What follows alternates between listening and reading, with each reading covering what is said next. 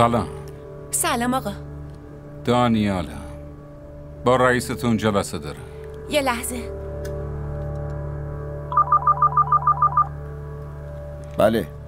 قربان آقا دانیال اومدن. خب که چی اومده؟ بنشون نکبتو. یه ساعت علافش کن. بله قربان. شما بشینید. رئیس الان تو جلسه هستن. دروغ نگو.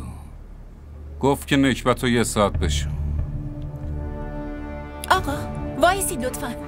خب ببینم گفتی چقدر؟ چه خبره؟ اینجا چه خبره؟ تو اتاق من چی کار میکنی؟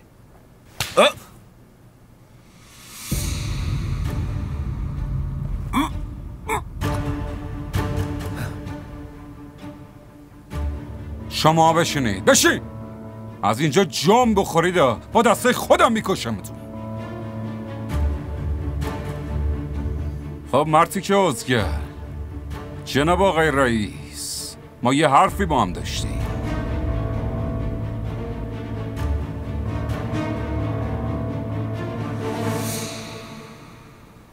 فکر کنم خبر نداری با کی در افتادی.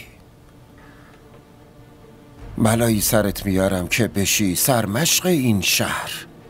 این که جمله منه. گنده تر از دهنت حرف نزن. شما به چی نگاه میکنی؟ زنگ بزن پلیس. دهنتو ببینم. داری چی کار میکنی لعنتی؟ پلیس بعداً میرسه. بذار من کارمو تموم کنم. ولی قبلش بهم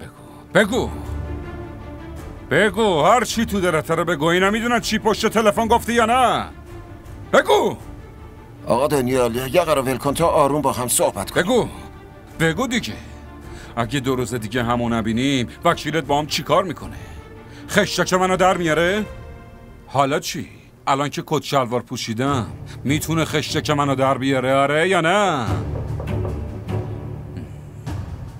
مزاحم نشی. ما اینجا جلسه داریم. پاشو.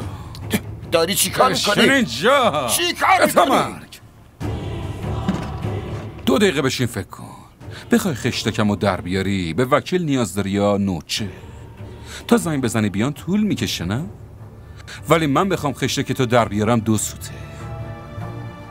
ببین اونی که الان پیشته قبلا زن من بوده. خودشو فروخت. تو خریدیش. منم گفتم باشه. اونی که میفروشه خریدارم داره. ولی الان حرفو کشوندی به پسر من. پسرم هم غروریه که برام مونده. میفهمی چی دارم میگم؟ گفتی وکیلت خشتک منو در میاره. اشتباه کردی. یادم انداختی که من قدرت پسرم هم نه ضعفش. یادت باشه شهریار احمد، از امروز به بعد اگه تهدیدم کنی یا سعی کنی دنبال من و پسرم بیفتی و دلالی کنی از یه جایت میگیرم تو شهر میچرخونمت. واقعا جلوی همه لختت میکنم. این قضیه برای شما هم خیلی فایده داره. دیگه نمیتونه اخراجتون کنه. اگه با صدای بلند باهاتون حرف زد برید بیرون به همه بگی. برید به همه بگید چه آشغالیه. فهمیدین؟ روز خوبی داشته باشی شهریار احمد آشغال.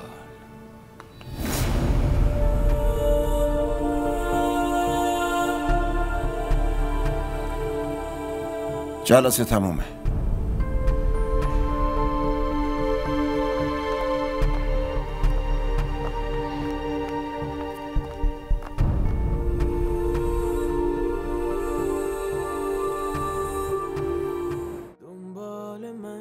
همراه ما باشید و فراموش نکنید که سابسکرایب کنید تا بهترین سریال ها را با دوبله فارسی از تلویزیون دیدی تیوی تماشا کنید.